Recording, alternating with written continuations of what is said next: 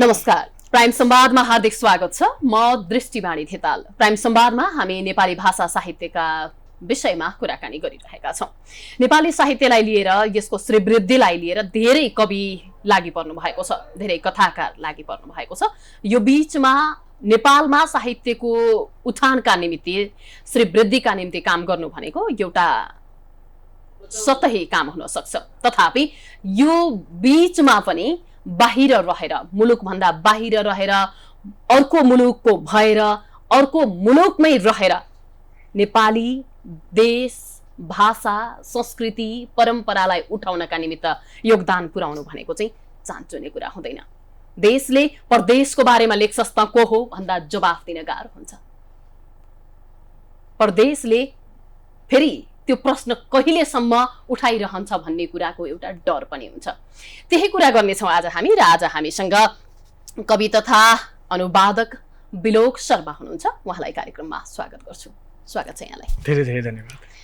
अब भारतमा भारतीय नागरिकले नै नेपाली भाषा संस्कृतिको उठान गरिरहनु पर्ने यो स्थिति, निरन्तर लागिरहनु पर्ने यो प्रेम, नेपाली आफ्ना पूर्वजलाई सम्झिएर म नेपाली हुँ भन्ने खालको एउटा सुखानुभूति मनमा राख्नुपर्ने स्थिति। त्यति मात्रै होइन, स्वदेशमा परदेश लेख्नुको पीडा, यसको मोह, यसको प्रेम के रहेछ, कस्तो हुने रहेछ, हामीलाई जानकारी गराइदिनुहोस् न। धेरै धेरै धन्यवाद। भारतको सन्दर्भमा कुरा गर्दा नेपाली भाषा भारतको एक प्रमुख भाषा हो। भारतीय संविधानको 8औं अनुसूचीमा सन् 1992मै यो सूचीबद्ध भइसकेको भाषा हो। त्यसको अर्थ नेपाली भाषा हिन्दी, अङ्ग्रेजी, बङ्गला, मराठी यी भाषाहरू जस्तै एक प्रमुख भाषा हो। सर्वप्रथम यो कुरा म यहाँ स्पष्ट गर्न चाहन्छु। तर भाषाको कुनै भौगोलिकता हुँदैन, कुनै भौगोलिक सीमारेखा हुँदैन। भाषा भनेको त्यो मलाई लाग्छ त्यो उड्ने चरा जस्तै हो। चराहरूलाई कुनै सिमाना चाहिँदैन। त्यसैले नेपालमा रचिएको भाषाको सेवा, नेपालमा रचिएको साहित्य, भारतको हाम्रो नेपाली भाषा अनि नेपालको नेपाली भाषा, दुवै भाषाको स्वरूप एउटै हो। हाम्रो भानुभक्त दुवैतर्फ एउटै भानुभक्त हुन्। हाम्रो भारतको अगमसिंह गिरी यहाँको निम्ति पनि त्यही अगमसिंह गिरी हुनुहुन्छ।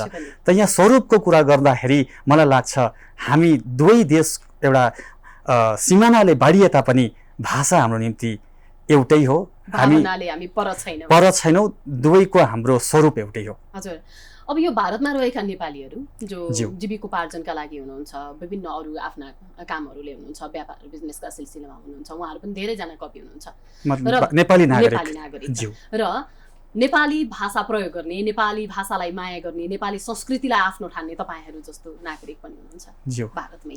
यो बीचमा साहित्यिक कार्यक्रमहरूमा, साहित्य सम्मेलनहरूमा, साहित्यको श्रीवृद्धिका लागि गर्ने कामहरूको सिलसिलामा त्यो उठान, त्यो मौलिकता, त्यो नेपालीपनलाई जसरी यहाँहरूले प्रस्तुत गरिरहनु भएको छ, त्यो प्रस्तुत नेपाली नागरिकले पनि गरिरहेको पाउनुहुन्छ कि के फरक हुन्छ यो मौलिकतामा? मलाई यो विषयमा जानकारी गराइदिनुहोस् न।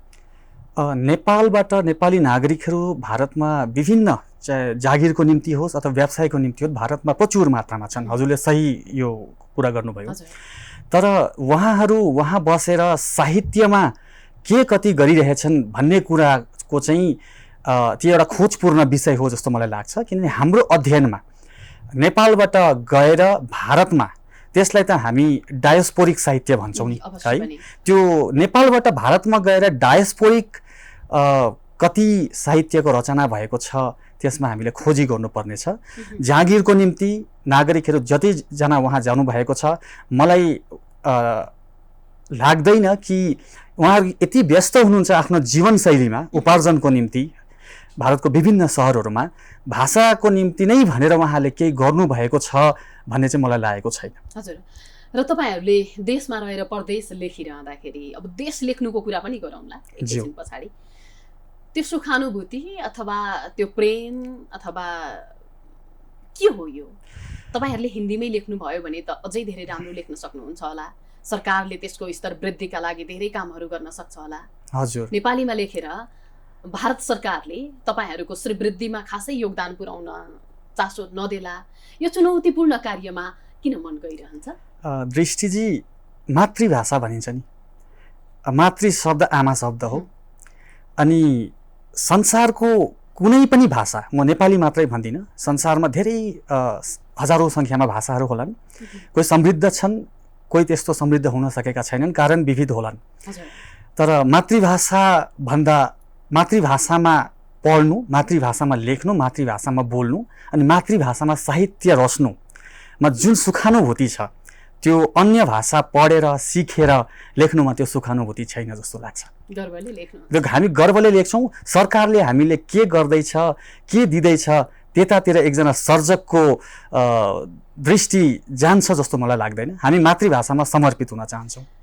अब समसामयिक नेपाली साहित्यको भारतमा बजार कस्तो छ? अब यो 400 वर्षभन्दा पुरानो इतिहास छ, नेपालीहरू भारतमा रहेका छन् हैन? अझ त्योभन्दा बढी लामो इतिहास पनि छ। यो त केही स्थानहरू गाभिएका कारणले गर्दा 400 वर्षको इतिहास हामी प्रस्तुत गर्दै आइरहेका छौँ। टेन्टेटिभ यतिसम्मको इतिहास चाहिँ छ हामीसँग भन्ने कुराहरू यस अन्तर्गत यहाँहरू पनि पर्नुहुन्छ। बजार कस्तो छ भारतको नेपाली साहित्यको बजार? यहाँ एउटा दार्जिलिङ केन्द्रित हाम्रो साहित्य छ। हाम्रो दार्जिलिङ भन्नाले अहिले कालिम्पोङ जिल्ला, दार्जिलिङ जिल्ला, छेउमा छिमेकी राज्य सिक्किम र मेरो जन्मथलो डुवर्स क्षेत्र, त्यसको नजिक आसाम राज्य, मणिपुर राज्य लगायत उत्तर पूर्वाञ्चल अनि उत्तर भारतका केही जग्गा, केही राज्य, देहरादुन अनि अन्य क्षेत्रहरूमा भारतीय नेपाली साहित्यको रचना हुने गर्छ म भन्छु। बजारको कुरा गर्दा बजारको स्थिति राम्रो छैन। पाठक कम्ती छन्, लेखकहरूको कमी चाहिँ छैन। लेखकहरू धेरै हाम्रो सिर्जनाहरू निस्किरहेको छ, तर बजारीकरणको निम्ति जुन एउटा प्रक्रिया चाहिन्छ, जुन नेपालमा छ, त्यसमा अब धेरै चर्चा हुनसक्छ लामो। त्यो बजारीकरणको त्यो बाटो अहिलेसम्म पक्रिन सकेको छैन। अझै पनि त्यो संक्षिप्तमा भन्नुपर्दा बाँडेर हिँड्नुपर्ने, किनेर पढ्न सक्ने स्थिति सृजना भएको छैन भन्ने खालको अवस्था हामीले सुनिरहेका छौँ। त्यो कुरा मैले जान्न खोजेको। हजुर, कारण के हो यसको? हाम्रा साहित्य स्तरीय भएनन्, अथवा हामीले दिन खोजेको कुराको प्रक्रिया पुगेन, अथवा बजारीकरण भएन? त्यसो होइन। म यहाँ यो भन्न चाहन्छु, स्तरीयतामा भारतीय नेपाली साहित्य कतै पनि कमी छैन।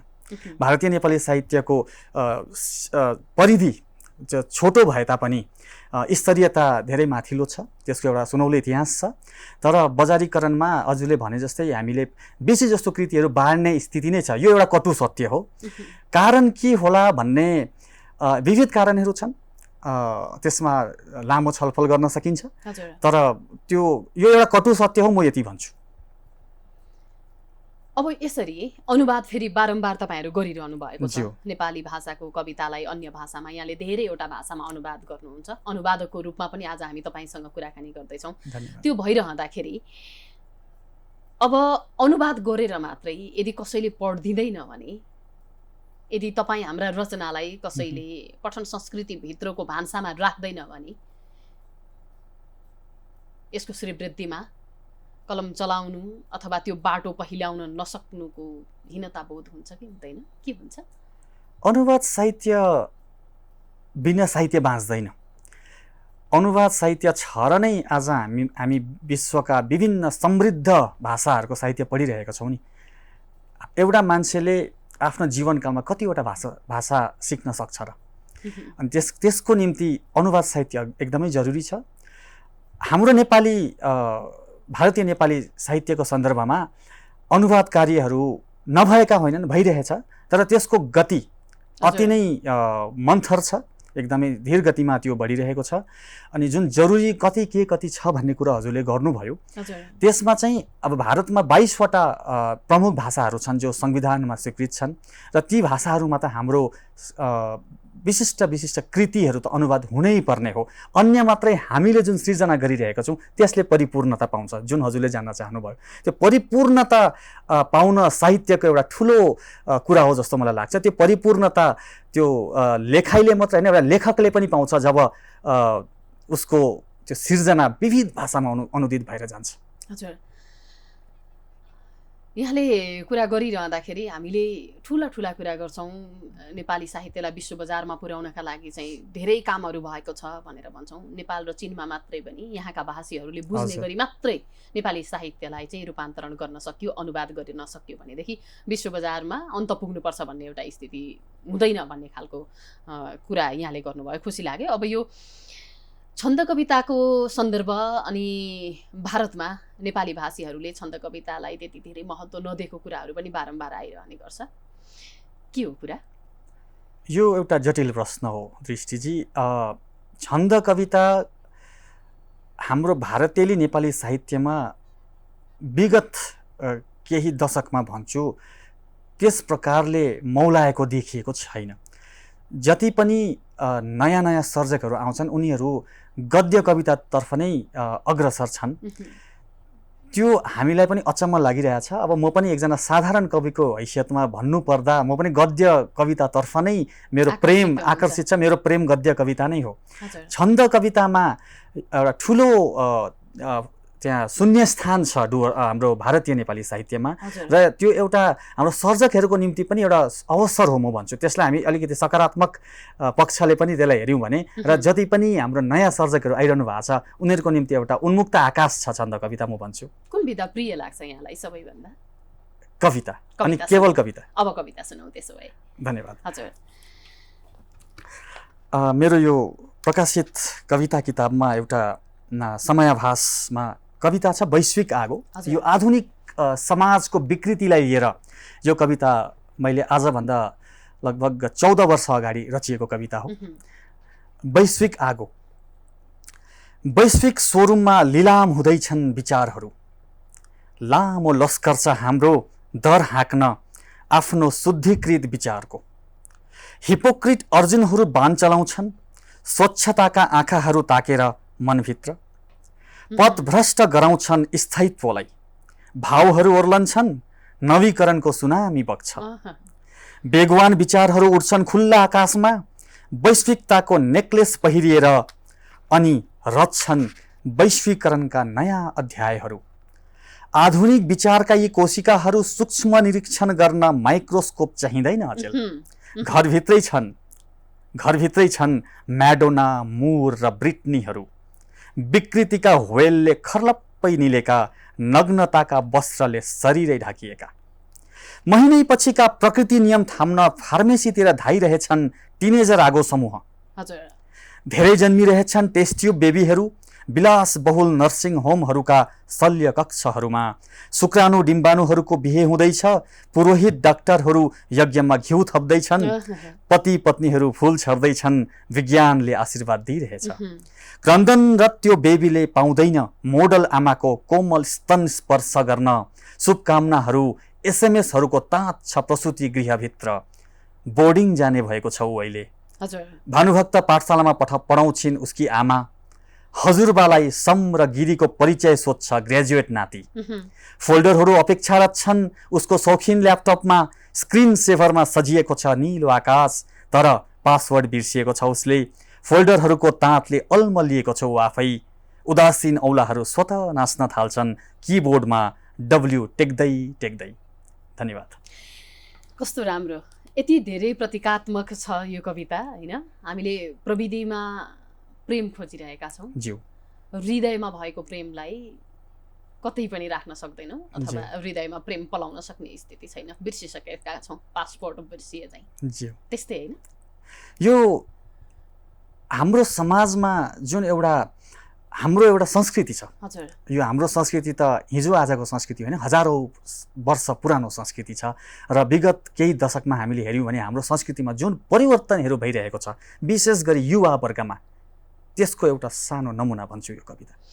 अब कुरा गरौँ दार्जिलिङको नेपाली भाषीहरू जति पनि हुनुहुन्छ त्यहाँ डुवर्सको हैन, यहाँ आफै पनि विभिन्न ठाउँमा कामका हिसाबले जानुपर्ने हुन्छ, गइरहनुहुन्छ। सबै ठाउँमा यहाँ सँगै साहित्य जान्छ, प्रेम जान्छ, नेपाली संस्कृति जान्छ।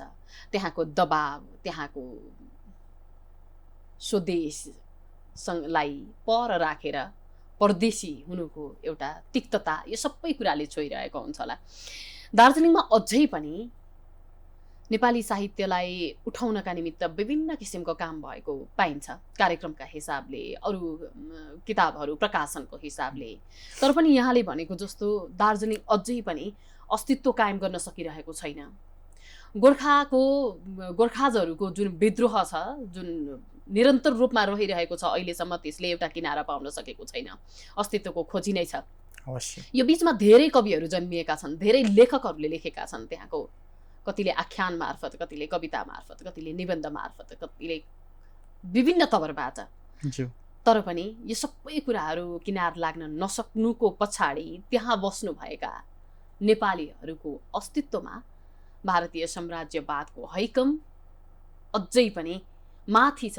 त्यो मुद्दा, त्यो विषय, त्यो विचलनलाई चाहिँ अब किनारा लाउन सकिन्न कि भन्ने खालको आकलन हुन थालेको छ। के भन्नुहुन्छ, एउटा कवि भएको हिसाबले र भारतीय नागरिक दुईटै भएको हिसाबले, ठ्याक्कै दुईटा डुङ्गामा बसेर तपाईँहरू यात्रा गरिरहनु भएको छ।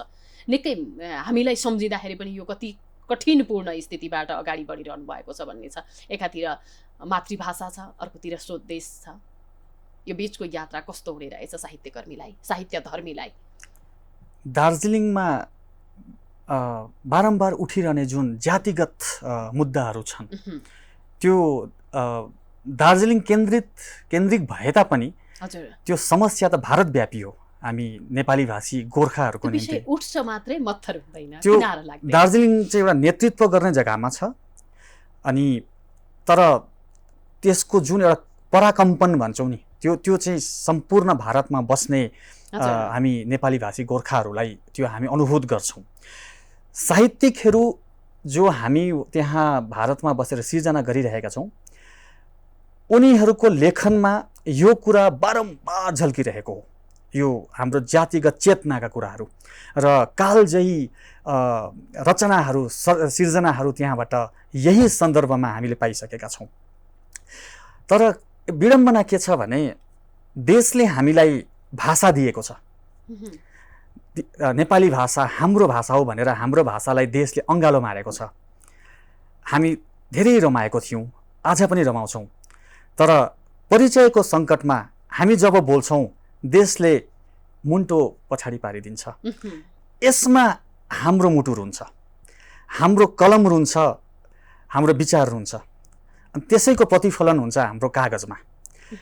तर सर्जकहरू थाक्दैनन्। सर्जकहरू थाके यो ब्रह्माण्ड नै स्थिर हुन्छ जस्तो मलाई लाग्छ। त्यसकारण कलम अनवरत चलिरहेको छ।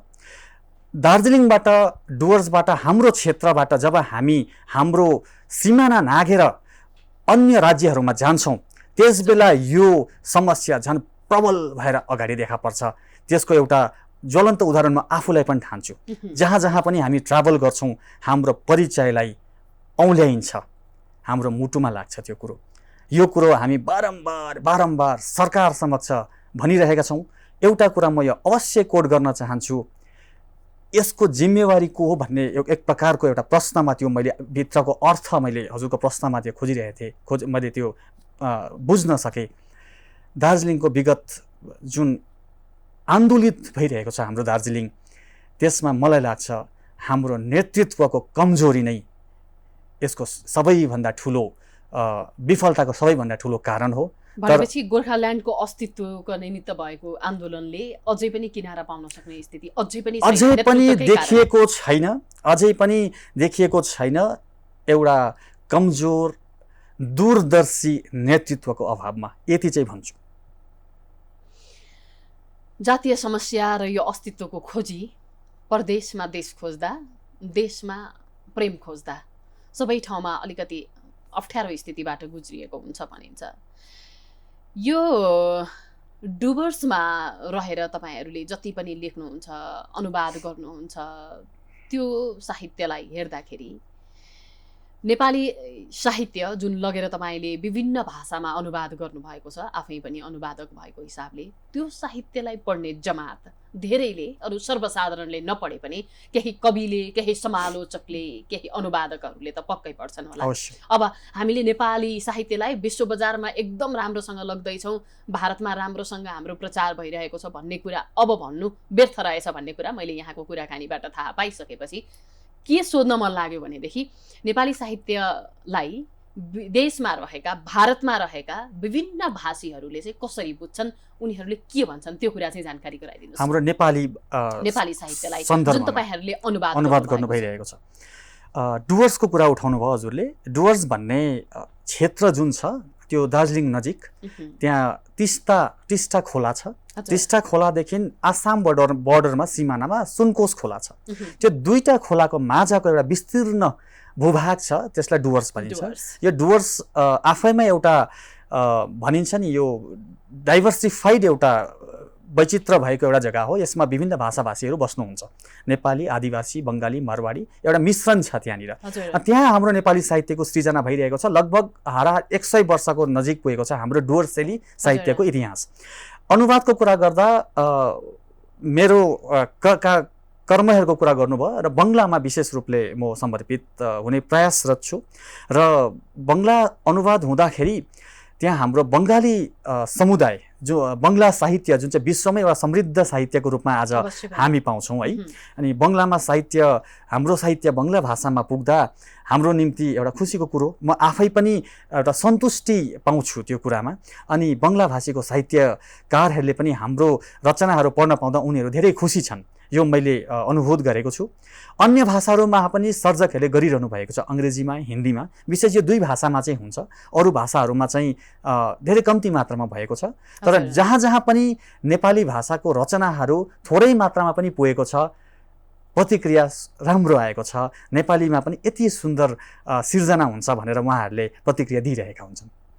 नेपाली साहित्यमा के पढ्दाखेरि चाहिँ भारतीय साहित्यकारहरू खुसी भएको पाउनु भएको छ यहाँले? अनुवाद गरेको हिसाबले संस्कृति पढ्दा अथवा प्रकृति पढ्दा अथवा भूगोल पढ्दा के पढ्दाखेरि चाहिँ कुन विधालाई चाहिँ निकै खुसीका साथ पढेको, राम्रो मानेको विधा, त्यस्तो केही याद गर्नुभएको छ? अन्य भाषीहरूले? हजुर, भारतीयहरूले, बङ्गाली भाषीहरूले दार्जिलिङ केन्द्रिक हाम्रो जुन साहित्य छ, हाम्रो जातिगत चेतनाको जुन कुरा छ, त्यो नै बढी केन्द्रित रहेको जुन हामीले अहिले चर्चा गऱ्यौँ। र त्यो सम्बन्धित कुराहरू नै मलाई लाग्छ, यो मेरो अनुमान पनि भन्छु, मेरो त्यो जुन अनुवाद भएर ती चेतनागत कुराहरू जुन बाहिरी समाजमा गएको छ, हाम्रो अन्य भाषाभाषीमा गएको छ, त्यो कुराहरू उहाँले धेरै रुचाएको जस्तो लाग्छ मलाई, मेरो अभिप्राय छ। अब यो जातीय समस्या, यो सबालचनका कुराहरू धेरै युगौँदेखि लेखिएका छन्, तथापि कविले, लेखकले लेख्ने भनेको लेख्नकै लागि लेख्ने हो। बाँकी कुरा त जुन क्षेत्रले त्यसलाई सम्बोधन गर्नुपर्ने हो त्यसैले गर्नुपर्छ भन्ने खालका कुराहरू पनि उठ्छन्। तथापि यो विसङ्गतिवादको त्रास जुन रहेको छ तपाईँहरू माझमा र यसको पीडा, जीवनशैलीमा भएका कठिनाइहरू, यो बीचमा फेरि देशसँगै परदेश बोकेर बाँच्नुको एउटा प्रेम पनि छ, यो सबैलाई सँगसँगै लिएर जानका लागि चाहिँ अब के लेखिनुपर्छ जस्तो लाग्छ? कस्तो किसिमको साहित्य लेखिनु पर्यो, के लेख्नु पर्यो? अझै पनि हामी जातीयताको मुद्दामै, अधिकारको मुद्दामै, स्वतन्त्रताको मुद्दामै, आफ्नोपनको मुद्दामै लडिरहने हो, अथवा यो भन्दा पनि फरक केही त्यस्ता अस्त्रहरू छन् जुन अस्त्र उठाएर चाहिँ हामी सबै कुराको किनारा लगाउन सक्छौँ? भारतीय नेपाली साहित्यमा लेखिनै पर्ने विषयहरू धेरै धेरै छन् अझै पनि। हाम्रो नेपाली जाति एउटा फुलबारी हो, त्यसमा विभिन्न जात गोष्ठीहरू विद्यमान छ। र हाम्रो, मलाई के लाग्छ भने, म एउटा उदाहरण दिन्छु। जातिगत चेतना, अरू जुन विसङ्गति, अरू जुन कारकहरू हजुरले यहाँ उपस्थापन गर्नुभयो, त्यो बाहेक हाम्रो आफ्नो परिचय, कस्तो परिचय भन्दा हामी त एउटा अहिले नेपाली अथवा गोर्खा भनेर हामी चिनिन्छौँ, त्यो एउटा समग्रता हो। तर हामीभित्र पनि जुन वैचित्र छ नि, त्यो वैचित्र सही ढङ्गले पुगेको छैन। अब एउटा तामाङ जातिको पनि एउटा विशिष्टता छ। उहाँहरूको साहित्य, उहाँहरूको जीवनशैली, राई गुरुङ जुन हाम्रो जुन जात गोष्ठीहरू हुनुहुन्छ उनीहरूको पनि स्पेसिफिक त्यो कुराहरूलाई हामीले त्यो पहिचानको कुरो, अहिले त हामी एउटा गोर्खा भनेर छौँ, त्यो त चलि नै रहन्छ होइन।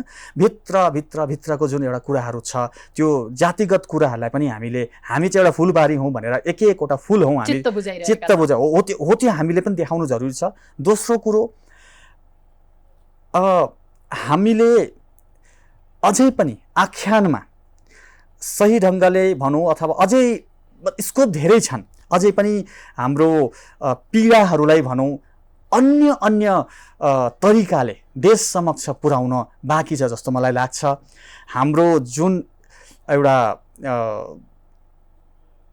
इतिहासको कुरो छ, हाम्रो त्यो जुन भूखण्ड छ हजुरलाई थाहा छ, कहिले एक ठाउँमा थियो, कहिले दोस्रो ठाउँमा थियो, त्यो गाभिँदै आएको एउटा इतिहास छ। कहिले कुनै देशको अन्डरमा थियो, कहिले कुनै देशको अन्डरमा थियो। र यो कुराहरूलाई समेटेर पनि हामीले एउटा धेरै कुराहरू लेख्न सकिन्छ र साहित्यमा यसको प्रबल सम्भावना रहेको मलाई लाग्छ। यति बेला समाभास पनि हामीसँगै छ, फेरि पनि अर्को एउटा कविता सुनौँ, त्यसपछि हामी थोरै कुराकानीको क्रममा फेरि जुट्नेछौँ। धन्यवाद। एउटा छोटो कविता। हजुर। मृग तृष्णा। आकाशै सेताम्मे पारेर उड्ने हुल हुल परेवाहरू लखतरान मानेर बिसाएकै छन् हिजो आज। पूर्वेली वायुमा स्नान गर्दै सधैँ आकाशभरि सरल रेखा कोरेर कहाँ जान्थे होलान्। शून्यताको त्यो संसारमा सङ्घर्षहरू कति थिए होलान्। लहरबद्ध भएर फर्कदा यात्रा सिद्धिका हँसिलो अनुहार देख्न पाइएन कहिले। भोगाइका डामहरू भने इच्छ पारेर हाँस्दै गए सधैँभरि। उद्देश्यविहीन भएर उडेका नै होइनन्, पटक पटक दिग्भ्रान्त भएर फर्केका भने अवश्य होलान् यिनीहरू। अब त एउटै आकाशपथ चिरिरहँदा यात्राहरू पो निरस हुन थालेका हुन्, प्रश्न छ। अब त एउटै आकाशपथ चिरिरहँदा यात्राहरू पो निरस हुन थालेका हुन्, प्रश्न छ। कति राम्रो। मृग तृष्णा भन्ने कुरा स्वतन्त्रताको जीवनको धेरै कुराहरूसँग जोडिएर आउने तर पुरा हुन नसक्ने यो विषय उड्नुसँग पनि जोडिने रहेछ। अवश्य। अब काठमाडौँ आउनुभएको छ, नेपाल आउनुभएको छ, लामो समयदेखि नेपाली साहित्यलाई माया गर्नुभएको छ। यहाँको पारिवारिक स्थिति हेर्ने हो भने पनि निकै राम्रो साहित्यिक माहौल बनेको थियो। हजुरबुवाले पनि लेख्नुभयो, त्यो निरन्तर तपाईँले त्यसलाई अगाडि बढाइरहनु भयो, त्यसतर्फ पनि हामी गौरव गर्दछौँ।